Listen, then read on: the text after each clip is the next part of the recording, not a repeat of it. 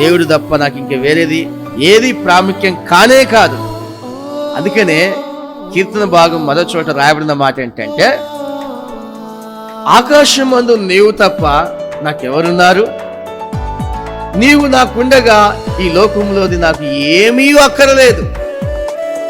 అంటే దేవుడు అతనికి ఉన్నాడు కాబట్టి ఈ లోకంలో ఉన్నది ఏది అక్కర్లేదనడానికి కారణం ఏంటి? ఆ మాట అనడానికి కారణం ఏంటంటే, అన్ని ఇచ్చే సంపదల గని ఆయన దగ్గరే ఉన్నాడు గనుక ఇంక మిగతాయన్ని నాకెందుకు, ఆయన ఉండగా ఇంక వేరే అవసరం లేదు. ఆయన ఉన్నాడు, నాకు ఆయన ఉన్నాడు కాబట్టి అన్నీ ఉన్నట్టే.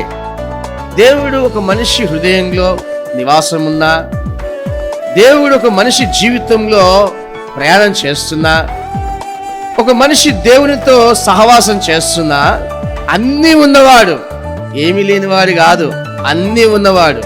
ఎందుకంటే మనుషుడు తన కష్టార్జితం వలన గొప్పవాడు కాదు, కానీ యెహోవా ఆశీర్వాదం ఐశ్వర్యమును ఇచ్చును.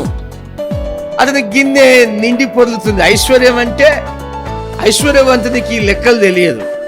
తనకి ఎంత ఆస్తుంది, ఎంత డబ్బు ఉంది, ఏముంది అతనికి తెలియదు. ఐశ్వర్యవంతులకు, ధనవంతులకైతే లెక్క తెలుసు. అందుకే ఇతని గిన్నె నిండి పొర్లుతున్నది. దేవుడు ఇవ్వడం ప్రారంభిస్తే మనకు సరిపోవడం కాదు, మనకు సరిపోగా మిగిలింది ఇంక వేరే వాళ్ళకి ఇచ్చేలాగా ఉంటాం.